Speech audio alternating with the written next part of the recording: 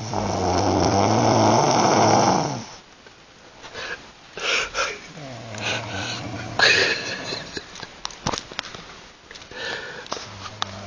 hay suerte, coñazo.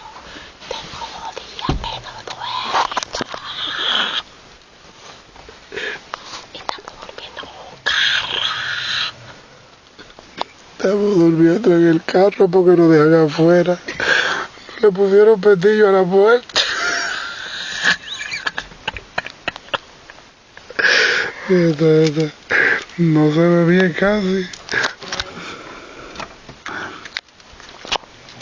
En el carro. Muévela. Y Ana Lucía roncando.